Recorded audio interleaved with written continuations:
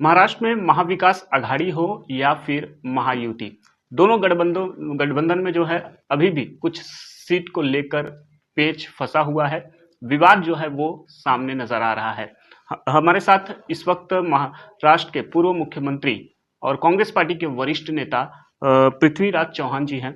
Sir, एक गठबंधन की बात नहीं है, महायुति में भी विवाद है और महाविकास आघाड़ी में भी कुछ सीटों को लेकर अभी भी विवाद है। उद्धव ठाकरे ने कांग्रेस की दावेदारी वाली सीट पर जो है अपने कैंडिडेट डिक्लेयर किए हैं।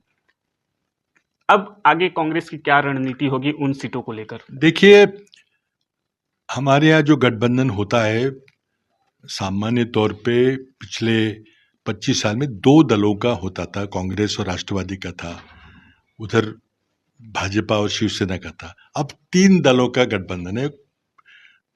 डिग्री ऑफ डिफिकल्टी बढ़ गई है, 2 में भी दिक्कत आती थी, अब 3 में है। तो हमारे यहाँ करीब करीब 45-46 जगह पे आम राय हो चुकी है, 48 में से। अब 1-2 सीटों पे कुछ जेन्युइन मतभेद है, वो एक आध दिन में पूरे हो जाएंगे। उधर महायुति में भी समस्या है, कई जगह वो कैंडिडेट डिक्लेयर नहीं कर पा रहे हैं। तो ये दिक्कतें हैं 3-3 पार्टियों की, और कई पार्टी एकदम अचानक साथ में आई है, पहले कोई पूर्व अनुभव नहीं था। तो ये दिक्कत तो है, कोई बहुत बड़ी बात नहीं। इलेक्शन बड़ा लंबा देर तक चलेगा, तो उसमें कोई कहानी ढूंढने की कोई ज़रूरत नहीं, कुछ नहीं होगा। सब अगाड़ी हमारी एमवीए का अलायंस हो या चाहे महायुति का अलायंस हो, चलेगा ठीक तरह से। कुछ अनबन तो होती रहती है। कांग्रेस की जो दावेदारी वाली सीट थी, सांगली एक सीट थी, साउथ सेंट्रल मुंबई की थी, इसके अलावा एक भिवंडी की सीट है। हालांकि साउथ सेंट्रल और सांगली में शिवसेना यूबीटी ने अपने कैंडिडेट डिक्लेयर कर दिए हैं। भिवंडी वाली सीट पे एनसीपी शरद गुड दावेदारी कर रही है। आज शाम तक उनकी भी सूची आने की खबर है। लेकिन अब कांग्रेस की नाराजगी के बावजूद उद्धव ठाकरे बैकस्टेप नहीं ले रहे हैं, अभी भी अपने कैंडिडेट वापस नहीं ले रहे हैं। देखिए, इन सीटों के बारे में किस तरह से कुछ स्तर पर चर्चा चली, मैं कुछ टिप्पणी नहीं करूंगा। ये देखिए, बंद कमरे की बातें हैं, ये पब्लिकली बातें करने की नहीं है।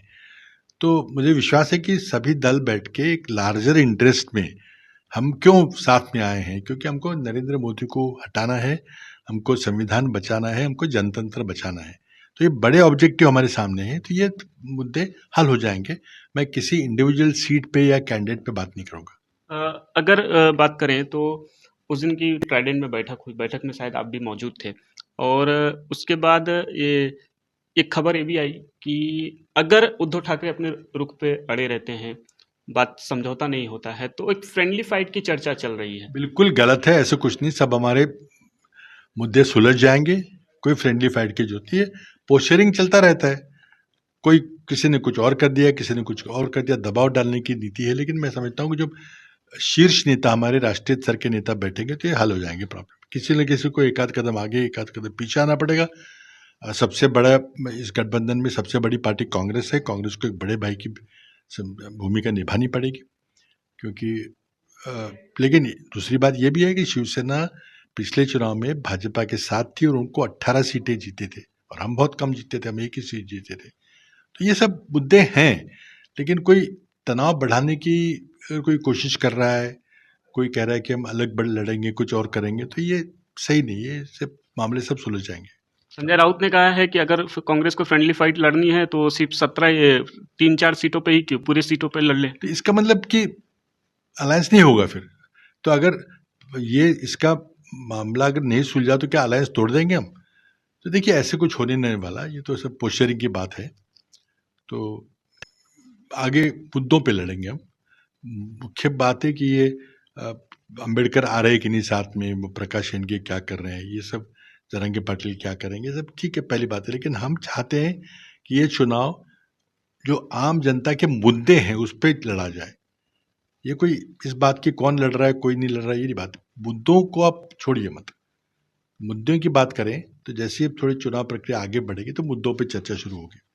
आपने कहा कि कांग्रेस पार्टी महाराष्ट्र में बड़े भाई की भूमिका में है, तो क्या माना जाए कि कांग्रेस कितनी सीटों पर अपने कैंडिडेट उतारेगी? हालांकि शिवसेना ने 17 दे दिए हैं और 4-5 देने की बात कर रहे हैं। देखिए, हम कुछ दिनों में एक महाविकास आघाड़ी की संयुक्त प्रेस कॉन्फ्रेंस करने वाले हैं जिसमें पूरी बातें बताई जाएंगी। अभी आप उस चक्कर में मत पड़िए कि कौन कितने लड़ेगा, कौन कितने लड़ेगा। हमारी तरफ से सबसे स्ट्रांग प्रत्याशी देने की हम कोशिश कर रहे हैं जो भाजपा के महायुति को हरा दे। तो ये एक दो दिनों में ज्वाइंट प्रेस कॉन्फ्रेंस में सब या नाम होंगे, सब सीटें होंगी, सब पता चल जाएगा कि एक दो दिन की बात है कोई। प्रकाश अंबेडकर का आपने जिक्र किया। प्रकाश अंबेडकर ने कल कहा है कि उनके साथ वो किसके साथ लड़ेंगे, उनके साथ कौन कौन आ रहा है, 2 तारीख को अपनी बातें रखेंगे। एक तरह से कहीं ना कहीं एक अलग अलायंस बनाने की कवायद में जुटे हुए हैं प्रकाश अंबेडकर। देखिए, बात यह है कि इस चुनाव का मूल मुद्दा क्या है। मुद्दे तो बहुत सारे हैं, लेकिन जीतने की स्ट्रैटेजी क्या है।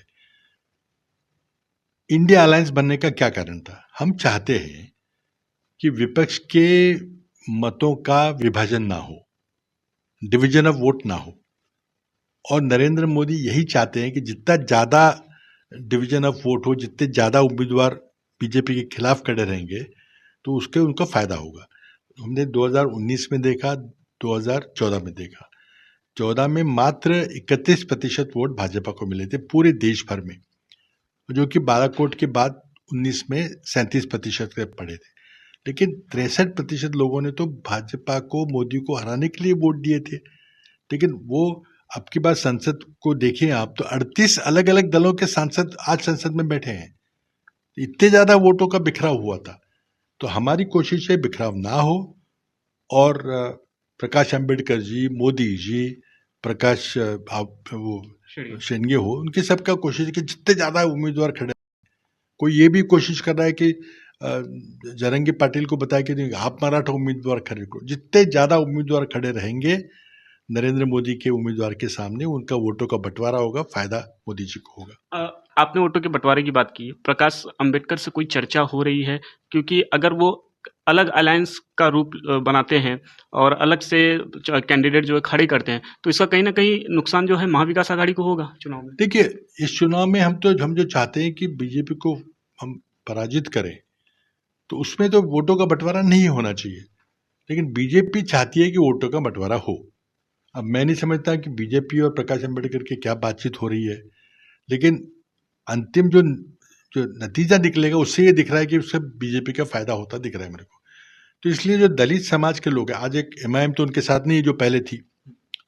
पिछले चुनाव में प्रकाश अंबेडकर की बहुजन वंचित आघाड़ी के कारण करीब करीब 9 भाजपा की सीटें ज्यादा आई थी और हमारी 9 सीटें हारी थी।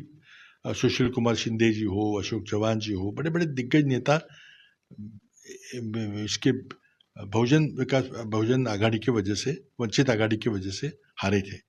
तो ये तो गणित साफ है कि विपक्ष के वोटों का बंटवारा करना है तो मोदी जीतेंगे। अगर वोटों का बंटवारा नहीं होगा तो मोदी की करारी हार होगी। ये आप कहीं ना कहीं मानना है कि ये सब बीजेपी की ही चाल है प्रकाश अंबेडकर? मैं ये नहीं आरोप कर रहा हूँ, हमारी अभी भी प्रकाश अंबेडकर से चर्चा के दरवाजे खुले हैं। मैं यही कह रहा हूँ कि अगर प्रकाश अंबेडकर जी बहुत सारे उम्मीदवार खड़े करते हैं तो उसका फायदा बीजेपी को होगा। तो चाल है कि नहीं है मैं नहीं जानता, मैं सिर्फ गणित बता रहा हूँ कि अगर ज्यादा लोग खड़े रहेंगे तो वोटों का बंटवारा होगा। और फर्स्ट पास्ट द पोस्ट जो सिस्टम हमारी है, और चाहे 10% वोट मिले लेकिन औरों से ज्यादा है तो वो जीत जाता है। तो इसलिए बंटवारा होना या ना होना ये सारा चुनाव का सूत्र है। हमारी कोशिश है बंटवारा ना हो, जिसके लिए हमने इंडिया आघाड़ी, इंडिया गठबंधन बनाया है। और मोदी जी की कोशिश रहेगी जितने ज्यादा प्रत्याशी खड़े रहे, वोटों का जितना बंटवारा होगा उनको फायदा मिलेगा। शुक्रिया हमसे बातचीत करने के लिए। कैमरामैन सुनील के साथ राहुल पांडे, न्यूज़ 24।